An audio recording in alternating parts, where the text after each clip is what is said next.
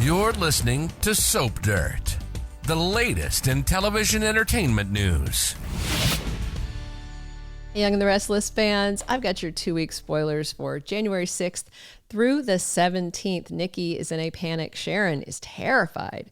And Nick is defiant and a little desperate. It's Belinda from Soap Dirt. If you're not following us, please click that subscribe button. Let's get right into the action coming these 2 weeks. Starting on Monday, January 6th, Ian orders Jordan to stuff drugged up Sharon in her car and run the car off the bridge into the river at the same spot where she dumped Heather's body so that she will die. Ian also wants Jordan to drug Phyllis, put her behind the wheel of her car, and stage the scene to look like she's the one who ran Sharon off the road. Instead, Jordan chains Sharon up in the sewer, calling her an insurance policy to force Ian's hand. Sharon is supposed to be drowned by then, but Jordan hasn't done it. Not to say she isn't committed to the murder, she's just delaying the murdery stuff. Nick and Victor debate why Ian is back, whether he might have tampered with Sharon's meds, and if he is why she's missing.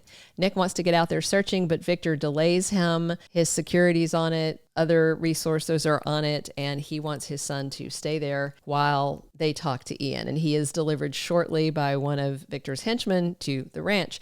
Ian, of course, insists he's only back in Genoa City to make amends. And, he has an alibi for the night in question. He was saving Tessa's life. He was at Society. He was at Crimson Lights. He was very visible. He is on parole. He is a chaplain, and he swears he's a changed man. But of course, we all know better than that.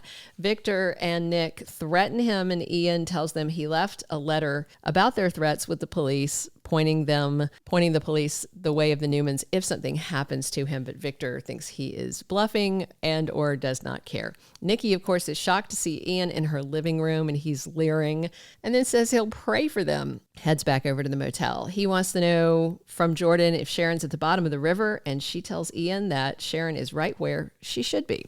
Mariah and Faith are bickering at each other about Sharon going missing, whether Ian took her and whether he's responsible for the medication tampering.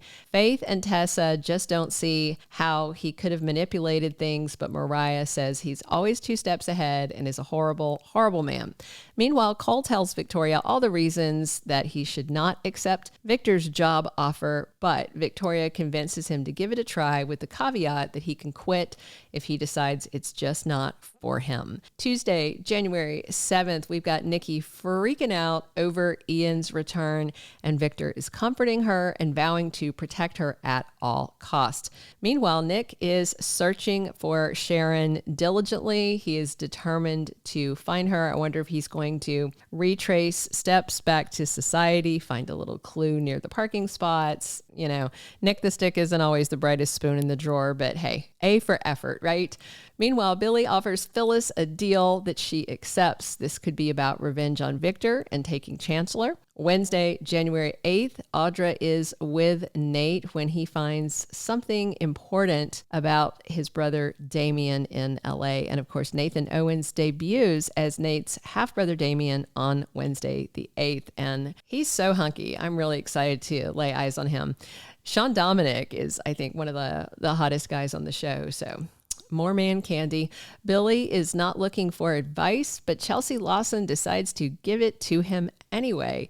This could be about Phyllis, about Sally, about revenge, about all of the above, because Billy's always out looking for trouble. Abby and Tessa see somebody unwelcome at Society. Looks like Ian might be back there lurking. They should just refuse him service. As a business owner, you're allowed to.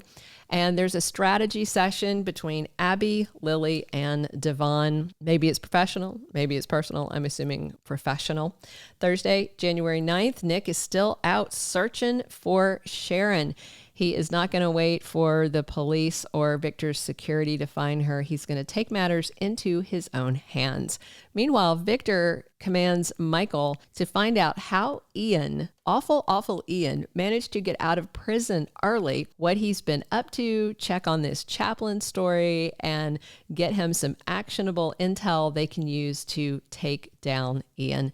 Amy is surprised by an update from Nate and Audra about Damien, and this week, of course, we've got Nate lying to Damien and meeting him under false pretenses, and that could get them off on the wrong foot.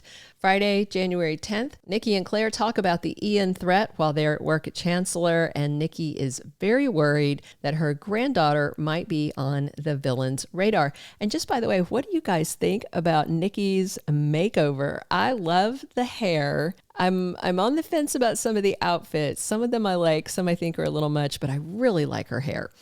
I want to have that done. Jordan, once again, does not follow Ian's orders on Friday. This time, it looks like it's about Phyllis, and Jordan may stash Phyllis with Sharon in the same spot of the sewer as part of her insurance plan to force Ian's hand. Kyle, meanwhile, is under pressure by his dad, Jack, to come clean.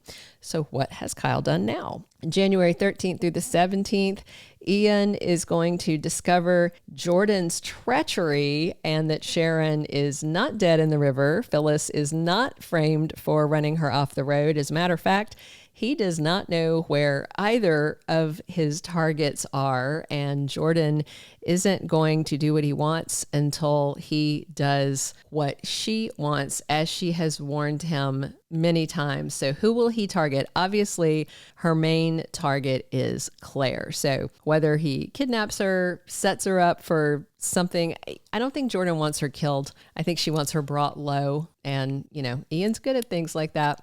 Meanwhile, Michael reports back to Victor with some startling news about Ian, and he may have found out something about Jordan's fate too. Remember, the woman who took her place at the prison died. So if Michael follows the breadcrumbs back to prisons where he was working and finds out, oh, by the way, he was at the one Jordan was at and she's dead, that could be very interesting. Hopefully they'll wrap this storyline up soon. Nikki's anxiety over Ian's return intensifies, especially with Nick out hunting for Sharon. Damien heads to Genoa City to meet the family, despite starting off on kind of strange and dishonest terms with his brother Nate and his mom Amy, who's been lying to him his whole life. And Phyllis and Sharon are stuck together in a life or death situation, and it looks like they're going to have to set their petty differences aside and work together to escape. And some of these differences, let's be real, are not so petty. Kyle's life gets much more complicated soon thanks to Summer. Ian, Jordan, and the Newmans are on a collision course, and the Sharon and Phyllis ordeal may help Daniel get closure about Heather, but I'm not sure if it's going to give Phyllis the closure that she needs. Thank you for being a loyal listener. Follow us wherever you get your podcast, because you don't want to miss the next episode. Soap Dirt is on all the major podcast platforms, including Apple Podcast, Spotify, iHeartRadio, and more.